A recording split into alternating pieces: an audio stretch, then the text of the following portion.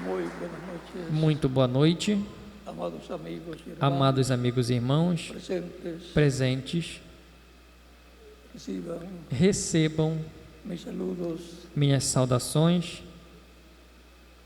Obispo Luis Moreno, Luiz y su Moreno esposa, e sua esposa, Linda Linda, Hidrobo del Ecuador, do Equador, y también e também Obispo o Bispo Pablo Real de Argentina, Real y todos los de ministros Argentina e todos os ministros presentes, y también los que están e também os que en estão otras naciones em outras nações conectadas conectados con esta transmisión com essa transmissão vía satélite via satélite y e também por internet. pela internet.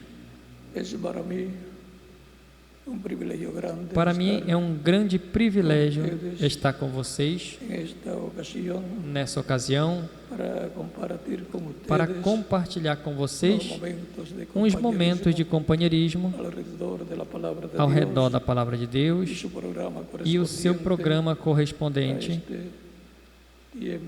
a esse tempo final.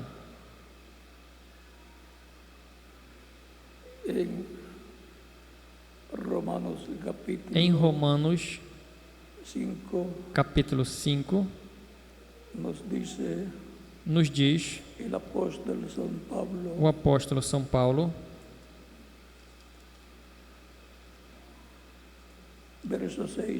versículo 6 em diante diz: Porque Cristo, quando nós ainda éramos fracos, morreu a seu tempo pelos ímpios. Dificilmente alguém morreria por um justo, pois poderá ser que pelo bom alguém se anime a morrer. Mas Deus prova o seu próprio amor para conosco pelo fato de ter Cristo morrido por nós, sendo nós ainda pecadores. Logo muito mais agora, sendo justificados pelo seu sangue, seremos por ele salvos da ira.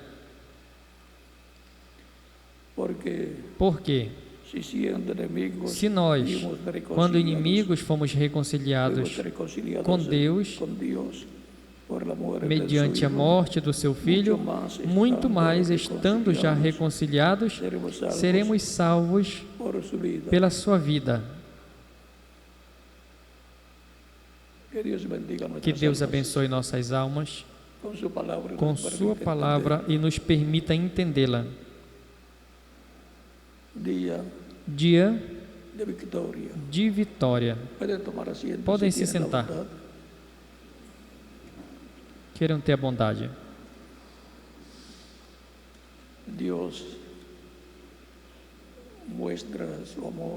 Deus mostra o seu amor ao enviar a Cristo para morrer por nós. Essa é a amostra do amor de Deus, a maior amostra do amor de Deus para o ser humano. Não houve animaizinhos que pudessem tirar nossos pecados, apenas os cobriam com o sangue dos sacrifícios, mas o pecado não era tirado. Apenas aqueles sacrifícios eram apenas tipo e figura de Cristo e seu sacrifício na cruz do Calvário para tirar nossos pecados. Por isso, quando João Batista esteve batizando, em uma ocasião disse, Cristo disse, eis, quando ele viu a Cristo, ele disse, eis o Cordeiro de Deus que tira o pecado do mundo. Cristo não cobre o pecado, mas ele o tira. É como o alvejante, o cloro, que não cobre as manchas, mas as tira. E se as tira, estamos justificados diante de Deus, como se nunca houvéssemos pecado. Agora, Cristo,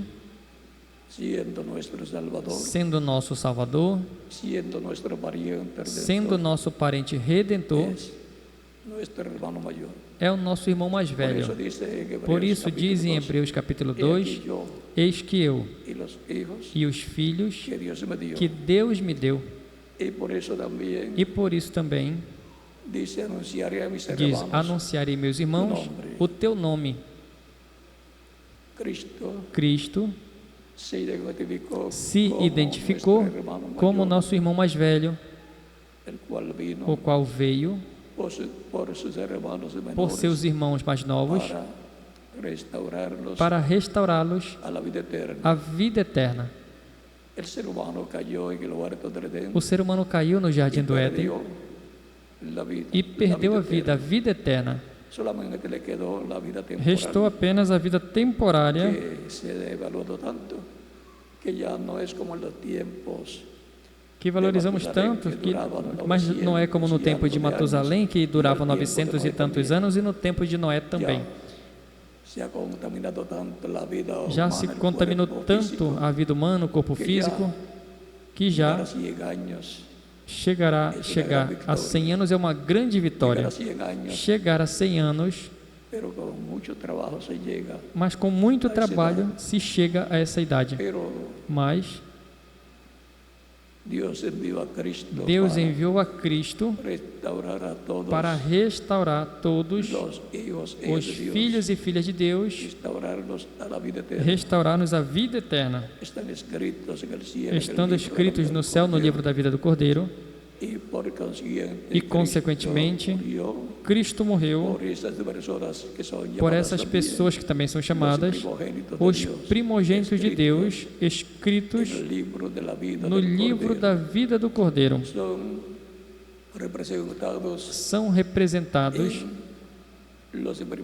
nos primogênitos de Israel, lá no Egito, para os quais morreu um cordeirinho em cada família para a preservação da vida daqueles primogênitos. E Cristo morreu por mim. E por quem mais? Por cada um de vocês também, para a preservação de nossa vida, para sermos preservados por toda a eternidade. Porque Deus amou o mundo de tal maneira que deu seu Filho unigênito, para que todo aquele que nele creia não pereça, mas tenha vida eterna. Portanto, a nossa vitória é Cristo. Ele nos dá a vitória contra a morte, nos dá a vitória contra a morte. Por isso, há promessas divinas que falam de uma ressurreição em corpos eternos para os crentes em Cristo. Não vão ressuscitar em corpos mortais, porque morreriam novamente. É em corpos glorificados, eternos, imortais e jovens por toda a eternidade, assim como Cristo está glorificado e está tão jovem como quando subiu ao céu, assim também eu vou estar. E quem mais?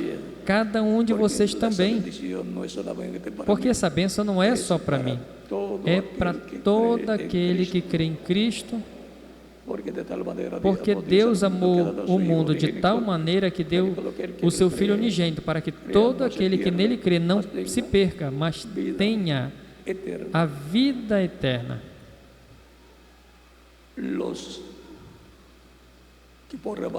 Os que formariam a igreja do Senhor Jesus Cristo sob o novo pacto foram representados nos que viveram no antigo pacto, que são os hebreus. Por isso eles teriam os tipos e figuras que representavam o cristianismo em tipos e figuras no Pacto Antigo. Depois, no Novo Pacto, temos a realidade. A Igreja do Senhor Jesus Cristo,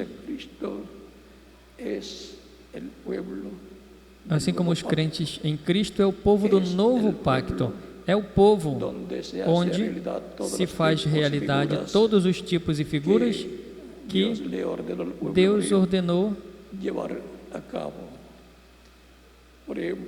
realizar. Por exemplo, Israel tinha o sacrifício do cordeiro pelos primogênitos, e no Novo Pacto temos o sacrifício do Cordeiro de Deus, Cristo, pelos primogênitos do Novo Pacto. Os crentes em Cristo, se não acontecesse o problema do Jardim do Éden,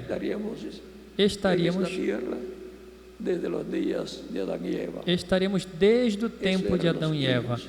Esses eram os filhos de Adão, seriam os filhos que Adão e Eva tinham que ter, ou seja, que Cristo viria e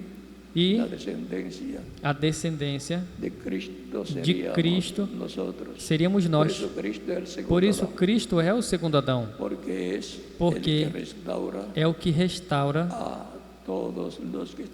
todos os que estão escritos no céu no livro da vida do Cordeiro, os restaura a vida eterna, os reconcilia com Deus. Portanto, a Igreja do Senhor Jesus Cristo, composta pelos crentes em Cristo, é o maior que Deus tem na terra, a tal grau que é representada em templo, o tabernáculo que Moisés construiu e o templo que o rei Salomão construiu são tipo e figura da Igreja do Senhor Jesus Cristo. Por isso, naquele tabernáculo que Moisés construiu e no templo que o rei Salomão construiu, quando foi terminada a construção e foi dedicado a Deus, veio a presença de Deus, entrou no templo e se colocou dentro do lugar santíssimo, sobre o propiciatório, no meio dos querubins de ouro, que é a tampa da arca do pacto, onde estava a palavra, as tábuas da lei.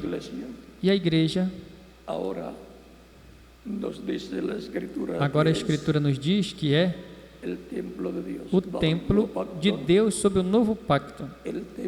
O templo de Deus é o corpo místico de Cristo. É o lugar da morada de Deus. E quando seja completado esse templo,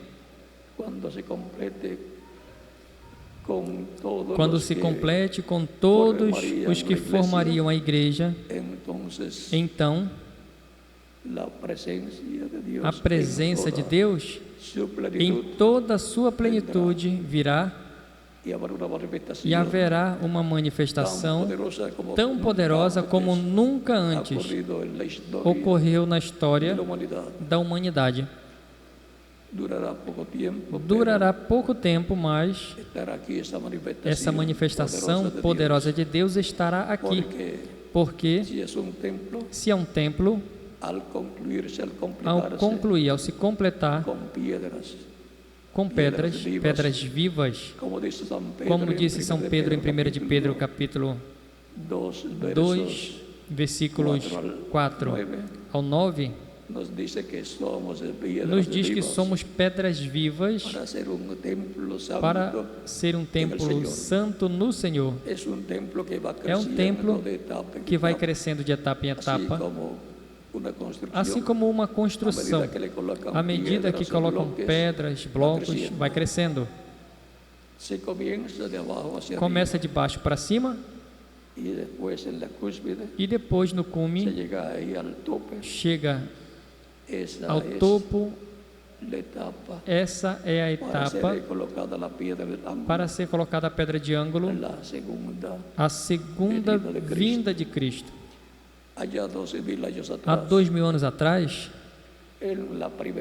na primeira vinda de Cristo, ali estava a pedra de ângulo, a pedra de coroa para a igreja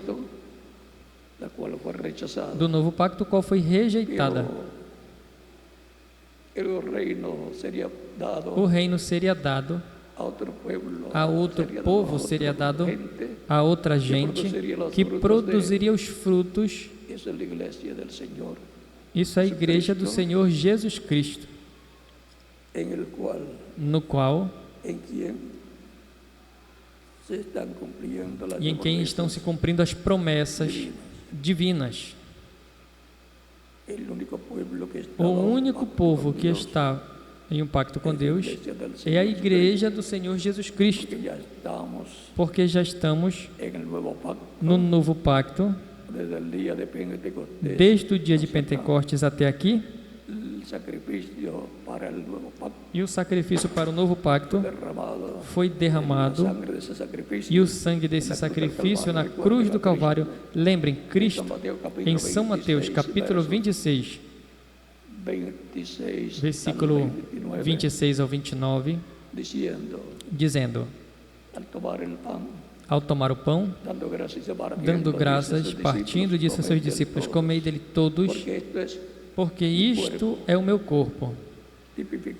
Tipificou o seu corpo no pão. E tomando a taça de vinho e dando graças ao Pai, dava aos seus discípulos e disse: tomai dele todos, porque este é o meu sangue do novo pacto, que por muitos é derramado para a remissão dos pecados. E agora, sob o novo pacto, não tem sacrifício de animaizinhos. Isso já era a sombra e figura do que viria mais adiante. Um só sacrifício perfeito é o sacrifício de Cristo na cruz do Calvário. Muito menos precisamos de outro sacrifício. Quando já tem algo perfeito, já não tem necessidade de algo adicional. E agora, sob o novo pacto, assim como Deus operou sob o antigo pacto com o povo de Israel, tem estado operando no novo pacto com o povo do novo pacto, que é a igreja do Senhor Jesus Cristo. E assim como Deus estava no meio do povo hebreu, esteve morando no povo hebreu, agora tem estado morando ao redor de 2000 anos no meio da igreja do Senhor Jesus Cristo. E Ele disse: eu estarei convosco todos os dias até a consumação do século, até o fim do mundo. A igreja esteve passando por diferentes etapas, porém, com Cristo caminhando ao seu lado. Cristo em Espírito Santo. E Cristo em Espírito Santo é o anjo do pacto que libertou Israel da escravidão no Egito. Lembrem que Cristo disse em São João capítulo 8, versículos 54 ao 56: Abraão, vosso pai, desejou ver meu dia, o viu e se alegrou. E os judeus disseram: ainda não tem 50 anos e diz ter visto Abraão? E Cristo disse: antes que Abraão existisse, eu sou. É que Cristo é o anjo do pacto, o anjo do Senhor, por isso vem estabelecer o novo pacto. Está o sangue do novo pacto. Ele disse: este é o meu corpo, o bajo sangue, el nuevo pacto, o sangue do novo pacto. todas las bendiciones Sob o novo pacto, todas as de la bênçãos redención da redenção pertenecen pertencem a los creyentes, aos crentes son parte que está são parte, que estão dentro dentro del nuevo pacto. do novo pacto. Es la bendición más grande É a para una maior persona bênção para a pessoa estar dentro del nuevo estar pacto, dentro do la novo etapa pacto, na etapa de la iglesia da igreja en la cual na qual usted você está viviendo. está vivendo. Vean lo que dice Vejam o que diz primero de Timoteo, 1 de Timóteo, capítulo 3, versos capítulo 14 3, a 14. versículo 14 em diante. São Paulo escrevendo em Timóteo disse: Esto te escribo, isso escrevo, aunque tengo la esperanza de ir pronto embora a tenha verte, esperança de breve ver-te, para que se tardo saiba como deves conduzir-te na casa de Deus, que é a igreja do Deus vivente, coluna e baluarte da verdade. A casa de Deus, o templo de Deus, a igreja do Senhor Jesus Cristo. Cada crente em Cristo, como indivíduo, também é um templo humano, um templo espiritual, como Cristo também foi quando deu. Em São João capítulo 2 ele diz: destrua este templo e em 3 dias eu levantarei. Pensavam que ele estava dizendo que ele iria derrubar o templo literal que estava ali. Ou seja, que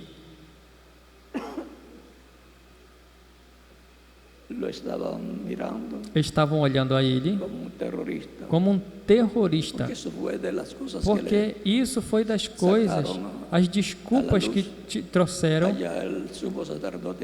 à luz ali ao sumo sacerdote quando estava julgando ele, e os acusadores diziam, ele disse que destruíssemos o templo e ele reconstruiria, levantaria em 3 dias. Mas o mesmo capítulo 2 de São João diz: mas ele falava do seu corpo, do seu templo, o corpo na qual somos templo. O corpo é um templo de Deus. Nosso corpo físico é um templo humano. Por isso é por isso que vem o Espírito de Deus ao ser humano para habitar no ser humano, assim como habitou no tabernáculo que Moisés construiu, e como habitou no templo que Salomão construiu, e como Deus habitou em Jesus, tem estado habitando em seres humanos que são templos de Deus e, consequentemente, sendo templo, o ser humano tem átrio, lugar santo e lugar santíssimo. O átrio, o corpo, lugar santo, o espírito da pessoa, e lugar santíssimo, a alma da pessoa. Por isso, a alma, que é o lugar mais importante, que na realidade é o que a pessoa é, o lugar onde Deus habita. Por isso também o coração é sinônimo da alma. Por isso, quando uma pessoa vai receber a Cristo como Salvador, é dito: dá o teu coração a Cristo, ou seja, dê a sua alma a Cristo. Lembrem que a alma é o que a pessoa na realidade é. O espírito da pessoa é um corpo de outra dimensão, um corpo do mundo dos espíritos, e o corpo físico é dessa terra. É terreno. Por isso, quando morre, foste tirado do pó, ao pó voltarás. Agora temos aparentemente uns quantos templos, o ser humano como um templo humano, a igreja também como templo humano, composto por seres humanos, um templo espiritual. Assim como vem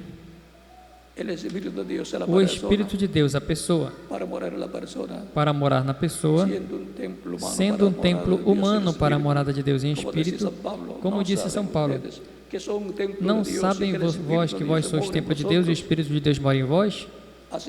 Assim também vem Cristo em Espírito Santo ao seu templo, composto pelos crentes nele, a sua igreja,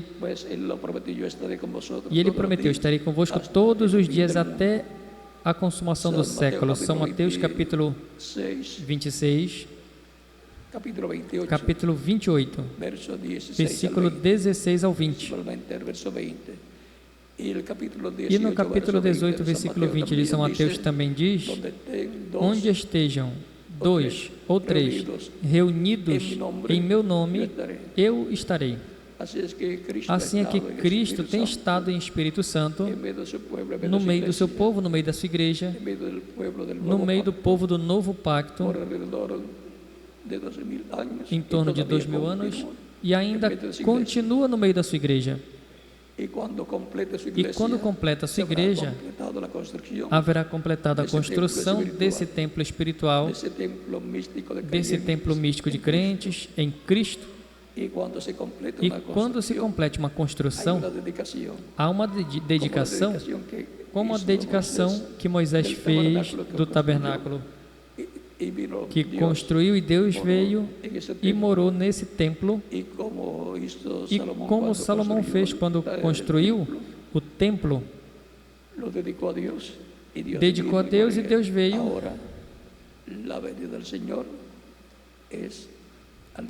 Agora, a vinda do Senhor é no novo templo, ao templo composto por seres humanos. E por essa razão, estão as promessas da segunda vinda de Cristo ao seu templo, à sua igreja. Porque essa é a sua igreja que vem para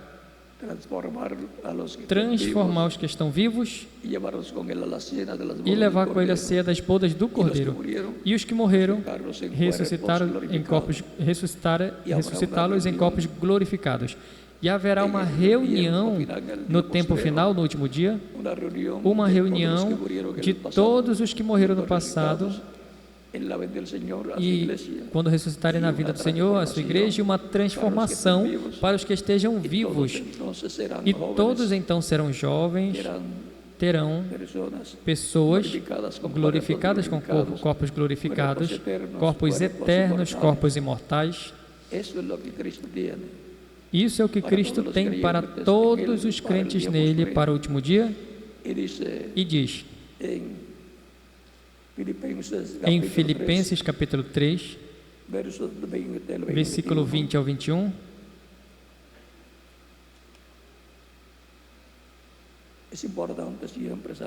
é importante sempre saber o que Deus prometeu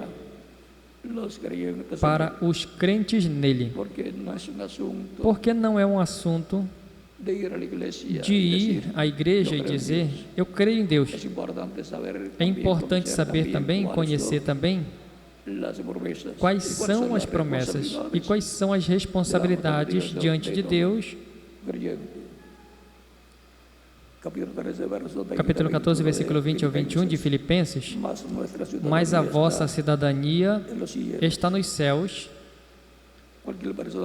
Qualquer pessoa pode dizer: a minha cidadania está no país onde eu nasci. Essa é a cidadania do seu nascimento, segundo a carne, mas do nascimento, do novo nascimento, é no reino de Deus. Foi trasladado do reino das trevas ao reino de Deus, nasceu no reino de Deus como uma nova criatura.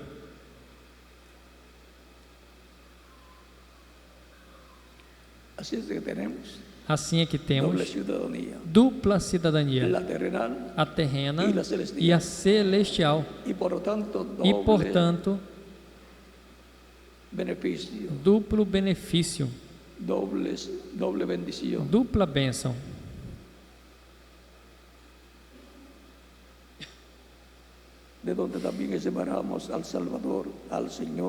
De onde também esperamos o Salvador, o Senhor Jesus Cristo. Quem é que está esperando a vinda do Senhor? Os crentes em Cristo, que formam a igreja do Senhor Jesus Cristo. Em palavras mais claras, o cristianismo. Diz o qual transformará o corpo da nossa humilhação, transformará nosso corpo físico, o fará imortal, glorificado e jovem, como o seu próprio corpo, vamos ver, o qual transformará o corpo da nossa humilhação para que seja semelhante ao corpo da glória, da sua glória, para que seja o nosso corpo como semelhante ao corpo da sua glória, para que sejamos como Ele. Como é o nosso irmão mais velho, seremos também nós fisicamente. A tudo que Cristo é herdeiro, também o são os crentes em Cristo. Cristo é o herdeiro de toda a criação, e os crentes em Cristo são co-herdeiros com Ele. Cristo é a resplandecente estrela da manhã. Os crentes são estrelas também. Cristo é a luz do mundo. E Cristo disse: vós sois a luz do mundo. Veja, a tudo que Cristo é herdeiro, os crentes em Cristo também o são, que são os seus irmãos. E Cristo é o pai de família, desta família do segundo Adão. Cristo é o segundo Adão, e a sua família, a sua descendência, os seus filhos são os crentes nele. E agora,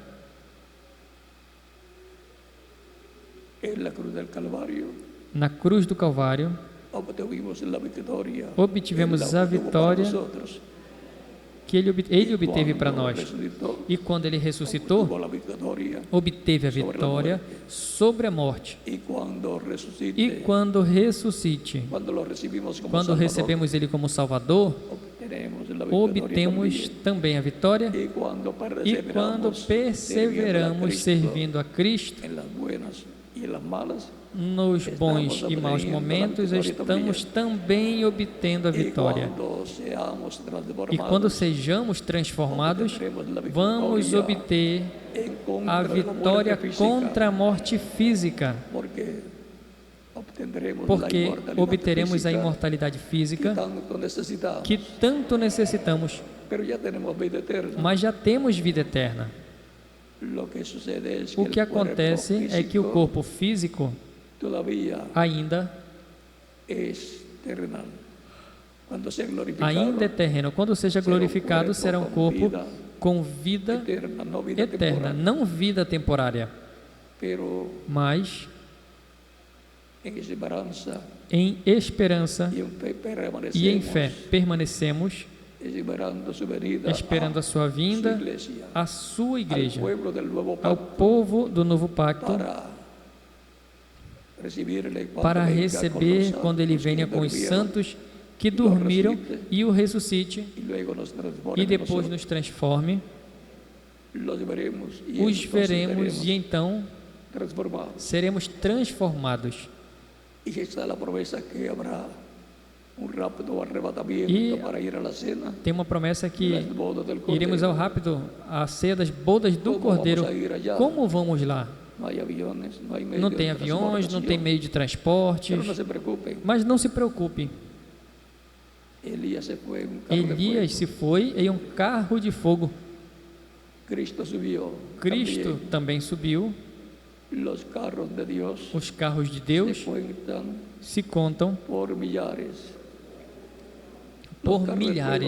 Os carros de fogo são discos voadores que chamam. Esses têm estado o tempo todo. Quando Abraão foi visitado por Elohim, e os dois anjos que estavam com Elohim, eram Gabriel e Miguel, eram pessoas que vieram com propósito à terra.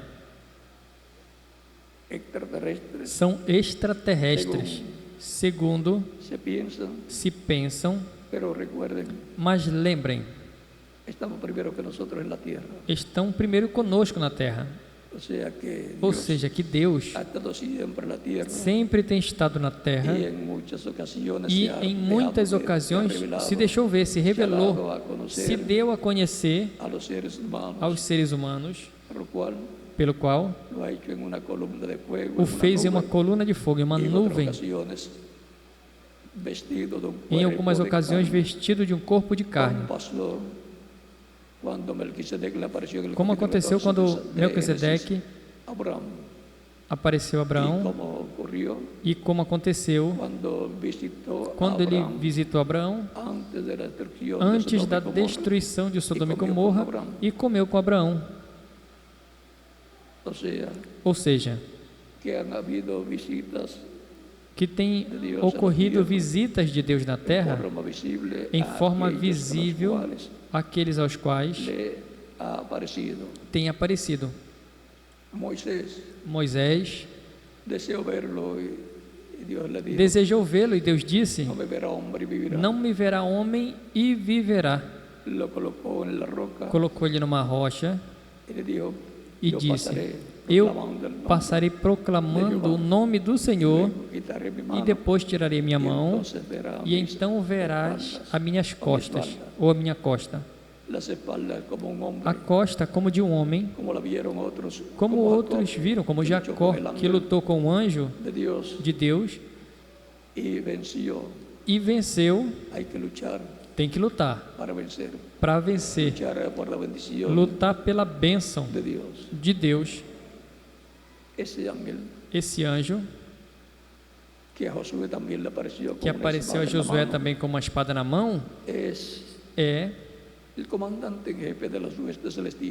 comandante-chefe das hostes celestiais, é Cristo em seu corpo angelical.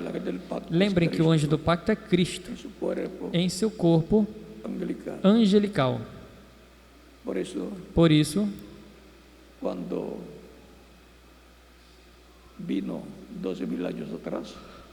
quando veio há 2000 anos atrás, estava cumprindo a profecia de Malaquias, capítulo 3, onde nos diz que enviará o seu mensageiro diante dele. Vamos ver como diz.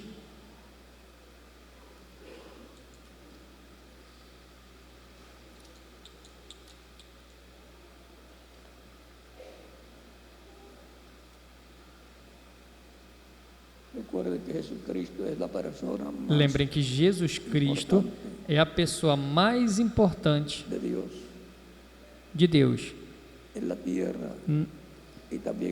na terra e no céu também. Por Ele foram feitas todas as coisas e para Ele. Malaquias capítulo 13, versículo em diante diz: eis que eu envio o meu mensageiro, o qual preparará o caminho diante de mim. Esse foi João Batista. E de repente virá o seu templo o Senhor, a quem vós buscais, o anjo do pacto, a quem vós desejais. Eis que ele vem, diz o Senhor dos exércitos. Quem enviava João Batista? A quem João Batista estaria preparando o caminho? Ao Senhor, ao anjo do pacto, ou seja, a Deus, em seu corpo angelical, vestido de um véu de carne chamado Jesus. Simples assim. Por isso, em Jesus morou a plenitude de Deus, Pai, Filho e Espírito Santo. Por isso Cristo dizia: o Pai que mora em mim, Ele faz as obras. E agora haverá um dia de vitória para todos os crentes em Cristo. Quando Cristo complete a sua igreja, tome o título de propriedade no céu, que é o livro selado com 7 selos, de Apocalipse, capítulo 5 e capítulo 10, e o traga à terra e cumpra a sua vinda, a sua igreja, como leão da tribo de Judá, como rei dos reis e senhor dos senhores, em sua obra de reclamação. É importante saber como foi a primeira vinda de Cristo como cordeiro. E a sua segunda vinda será como leão da tribo de Judá, como rei e como juiz. Portanto, as profecias correspondentes à sua segunda vinda serão cumpridas nesse tempo final. Por isso, quando Cristo leu Isaías, capítulo 61, e chegou à parte onde dizia: para pregar o ano aceitável do Senhor, aí parou. E não leu a outra parte desse versículo que dizia: e o ano e o dia de vingança do nosso Deus. Porque o dia de vingança é para ser cumprido em sua segunda vinda.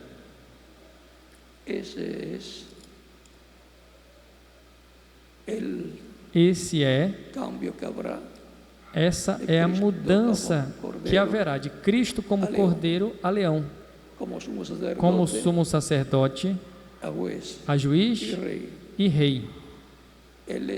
Ele é a raiz e geração de Davi, a resplandecente estrela da manhã. Ele é o cavaleiro do cavalo branco de Apocalipse, capítulo 19. Ele virá para reclamar tudo que ele redimiu com seu precioso sangue. E será um dia de vitória, a segunda vinda de Cristo à sua igreja. É importante que todas as pessoas que ouvem a pregação do Evangelho de Cristo e a fé de Cristo nasce em sua alma, se não receberam ainda, o recebam o mais rápido possível, porque quando Ele venha já não terá oportunidade para recebê-lo como Salvador. Já receberão, os que já receberam como Salvador, receberão Ele em sua segunda vinda para serem transformados e levados com Cristo à ceia das bodas do Cordeiro. Continue todos tendo uma noite feliz, cheia das bênçãos de Cristo, nosso Salvador.